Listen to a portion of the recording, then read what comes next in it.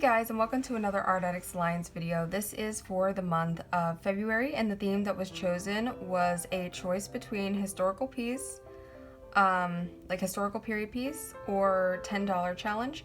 So basically you make a piece out of supplies that equal no more than $10. I picked these up at Walmart and my total came to $10.75, but you know, of course that includes the tax. I did not save the receipt, so you're just gonna have to trust me. And so I got this 20 pack of Crayola markers, a thing of highlighters. Don't ask me why I picked them up. It just felt right. And a thing of zebra pens. Not sure if I'm going to end up using these or not, but we'll see. And then I'm also going to be using printer paper. I was actually going to use my normal paper, but I figured this would be more expert mode, and I'm all about that life. So yeah, let's see what we can make with these.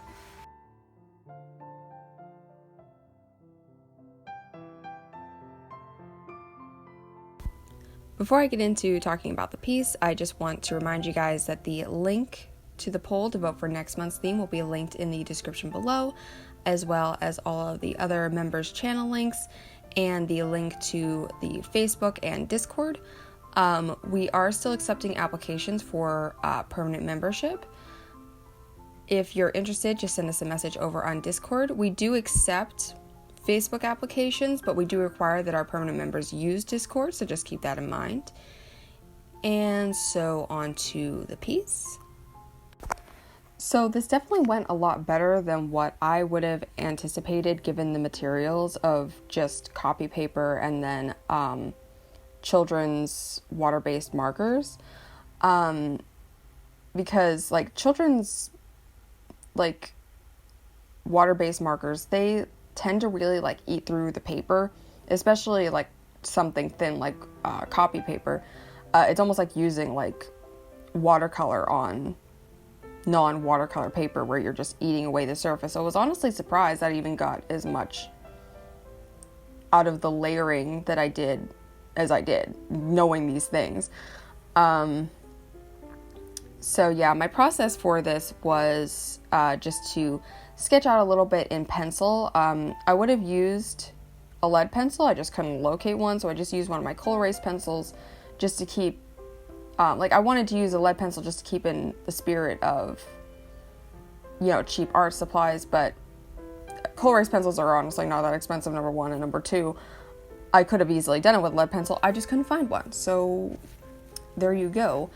And then I went over that with this brownish reddish marker, and then I just started coloring, you know. I really did not use the highlighters and the pen as much as I just didn't really use them that much. I did use the highlighters a little bit in the background and on just a couple of spots, like on the ribbon on the bottom of her dress and stuff. And the pen I honestly just used to sign my name. This is gonna sound stupid, but I was very disappointed to find that these ballpoint pens worked like ballpoint pens. And I was like, nah, we're not going to use that. We're just going to use the black marker for any kind of line work that we're going to do.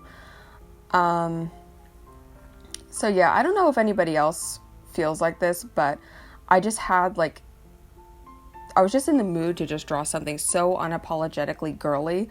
And I was just like, I just want to draw like a pretty princess with like big poofy sleeves and big flowing dress and gorgeous big hair, and so I did. No one can stop me. And it kind of added to this like nostalgic feeling that I got unintentionally while working on this, because I wasn't intending for this to feel, or I wasn't expecting for this to feel nostalgic, but it was just like the materials and drawing princesses, I guess, which was the you know, one of my favorite subjects growing up. And so yeah, it made this like a very like relaxing kind of thing to do. She kind of looks a little bit like Princess Peach, which was not intentional, but was a thought that I had while I was doing it. I was like, whatever. It also doesn't help too that like she looks very anime-y, like more anime-y than what I would normally draw. So it just adds a little bit to this whole like what I would have wanted to be drawing at 10 years old. Like, you know what I mean? Like 10-year-old me would be quite impressed with myself right now. Probably the part that I was like most nervous about was doing her dress, because there were large areas of just solid color, and whenever you work with these kind of markers, that tends to be kind of streaky, and I knew I could easily be like just eating up the paper doing that. It is definitely streaky, but it actually didn't go too badly. If you're wondering though how I am choosing to do this, and I actually even sort of do this in my own art, but it's maybe not as readily apparent, but I am leaving a lot of white. Well, I normally don't do that in my own work, but I'm leaving a lot of white for highlight because of how dark a lot of these colors are. Like if I was just doing like flat layers on everything, there probably wouldn't be a lot of dimension to it. So I'm doing that, and then I'm working my way to yellow on a lot of it. So on the dress, for example, it's blue, and then for like to be able to get it to that yellow without like them touching and turning green, I'm using the pink between them. And then I'm also actually using a little bit of purple on some of the shadow side, almost like as a reflected light. So it's not like the same as like the pink, but it is a different color. I don't know if anything I just said makes sense, but that was how I was choosing my colors. Very basically. So yeah, like, this is one of those things where like after I was done doing this, I was like, I don't know, this might kind of become a bit of a thing where these materials might actually not go to waste. I might almost do this in my sketchbook a little bit.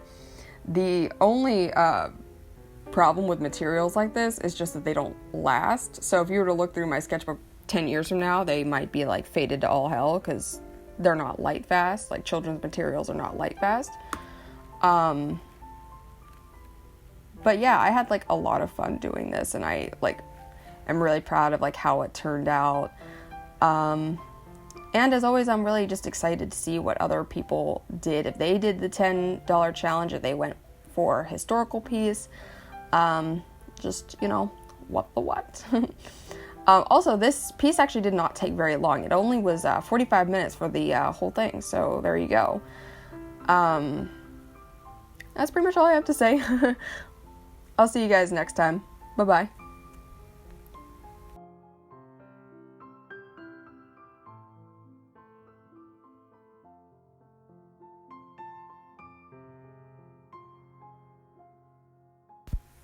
So this went a lot better than what I would have anticipated, like given the materials, like with just using copy paper and then children's based. The